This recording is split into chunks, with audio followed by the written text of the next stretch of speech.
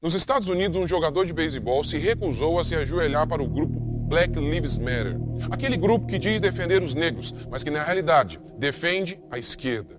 Por que esse jogador cristão fez isso? Ele diz que só se ajoelha diante de seu Deus, Jesus Cristo. E também afirmou que ele não podia compactuar com as bandeiras que esse grupo esquerdista defende. Eles são marxistas e são contrários à família tradicional. Esse cristão não se dobrou ao ídolo de nossos dias, o esquerdismo, diferentemente de muitos cristãos moderninhos. Sob a desculpa de evangelizar, de se fazer judeu para ganhar os judeus, cristãos têm adotado conceitos esquerdistas que entraram e se estabeleceram nas igrejas, tornando-se ídolos intocáveis que os cristãos insistem em adorar.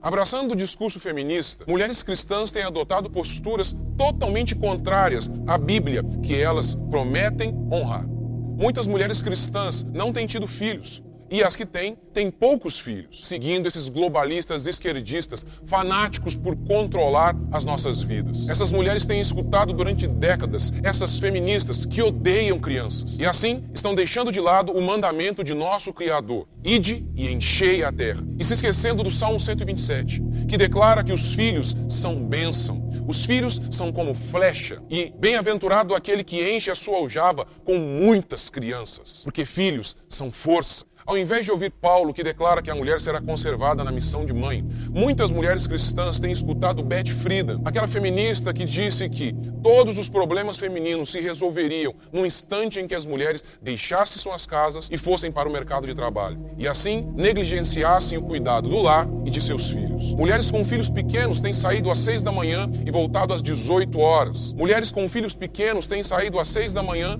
e chegado em suas casas às 6 da tarde. É claro que essas mulheres não estão cumprindo a sua missão de mãe. Por fim, a cereja do bolo feminista no meio evangélico é o pastorado feminino. Wayne Grudem mostra em seu livro Feminismo Evangélico que ninguém tinha dúvida sobre a passagem bíblica em que Paulo ordena: não permito que as mulheres ensinem e nem exerçam autoridade de homem. Até o século XIX, nenhuma igreja em todo o mundo possuía uma pastora sequer. Bastou a primeira onda feminista surgir e também começaram a surgir pastoras. Mas o boom mesmo veio durante a década de 60, durante a segunda onda feminista. Aí, mulheres pastoreando a igreja e seus maridos começaram a surgir aos montes. Os cristãos foram triunfantes quando confrontaram a cultura e não quando cederam a ela. Os cristãos primitivos diziam que o aborto era errado, diziam que abandonar crianças com deficiência era errado. Os cristãos primitivos não participavam daquelas festas regadas à idolatria e todo tipo de orgia. Os cristãos primitivos não se envolviam naqueles espetáculos em que os homens lutavam até a morte ou eram devorados por leões. Tudo isso chamado de esporte. Por serem diferentes,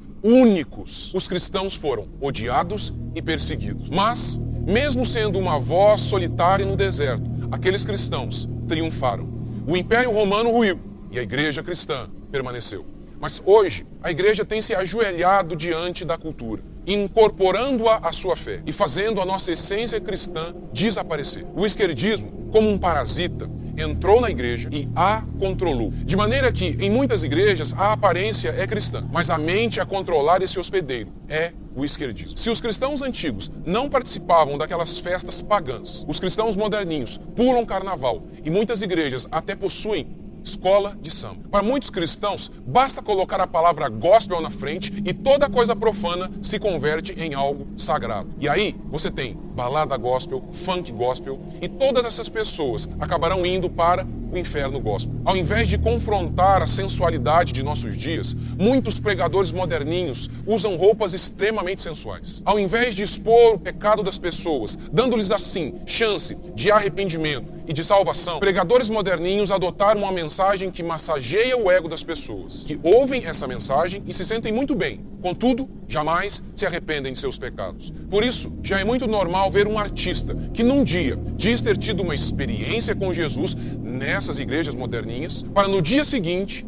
postar uma foto semi-nu. É normal ver jogadores de futebol postando vídeos de pregadores do YouTube que falam sobre consolo, mas nunca sobre arrependimento, para mais uma noitada regada a muito álcool e muito sexo. E alguns já estão até se dizendo gays e cristãos. Afinal de contas, eles ouviram desses pregadores que Deus os ama do jeito que eles são, que Deus não julga, que Deus é amor. Na Europa, a igreja fez exatamente isso que a igreja brasileira está fazendo. A igreja europeia se dobrou à cultura de seus dias. Tornou seu discurso agradável à cultura predominante. Não confrontou o pecado de seus dias. E claro, tudo isso em nome do amor, do politicamente correto gospel, o não julgueis. Onde estão essas igrejas europeias hoje? Mortas. Praticamente não há igrejas cristãs na Europa. Justamente por não estarem dispostas a morrer por sua fé, essas igrejas estão mortas. Justamente por não terem a coragem de permanecerem sozinhas, pregando a verdade. Hoje, as igrejas que existem na Europa existem em poucos números. É por isso que o conselho cristão é sempre o mesmo. Ajoelhe-se diante de Cristo e você não precisará se dobrar diante de homem algum.